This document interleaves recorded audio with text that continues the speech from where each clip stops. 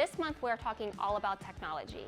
And before we dive into today's topic, I want to start by requesting that if you did not listen to last week's episode on relationship versus rules, I encourage you to pause and listen to that episode first.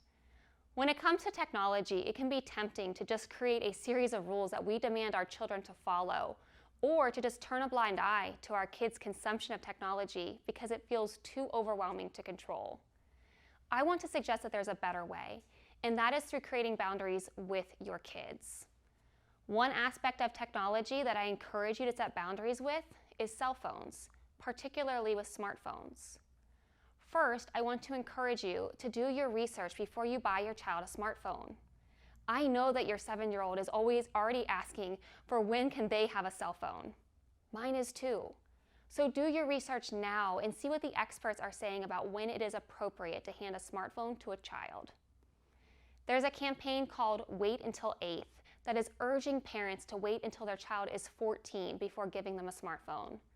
This campaign cites a number of reasons why parents should wait, including smartphones increase the risk of anxiety and depression.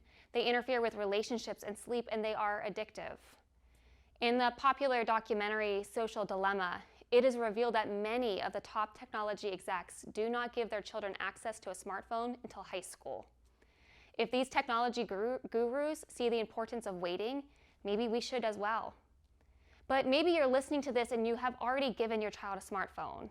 It's not too late to set good and healthy boundaries. In his book, Raising Generation Screen, Jonathan McKee says that we wouldn't give kids the keys to a car without training them on how to use it, and the same should be true for cell phones. So when we give our kids a cell phone, it should come with more than rules. It should involve a series of conversations about appropriate phone use and the dangers of inappropriate use. We should have open conversations about social media and the effects that it can have on mental health. We should talk about pornography and why it is harmful and sinful to consume. We should talk about screen addiction and how to guard ourselves from being addicted to our devices. It is also okay to admit to your child that you made a mistake, that you gave them a phone without realizing the implications that a smartphone can have on their relationships, academics, and mental health. After talking through the risks of inappropriate cell phone use, you and your child can then set cell phone boundaries that will help keep them safe. Andy Crouch, the author of TechWise Family, calls this a cell phone covenant. It's a way to hold your child accountable to a set of agreed upon standards. It's also a way to set up specific consequences that will occur if your child does not follow those standards. Again, these rules are set in the context of relationship with your child. So wherever you and your child are with cell phones and smartphones, whether they have had one for years or you're considering whether it's appropriate to purchase one, check out some of the resources that I mentioned. Do your research and talk to your child before giving them free rein with a smartphone.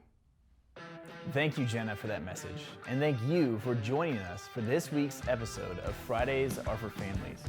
We place a high value on discipleship, specifically at home, because we believe that strong disciples are made at home. And that is why we have a heart to do what we can to empower and equip you to grow as a disciple of Jesus yourself and a disciple maker of your kid.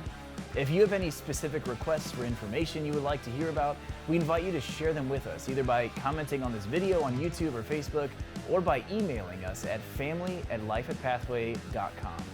We look forward to seeing you next week.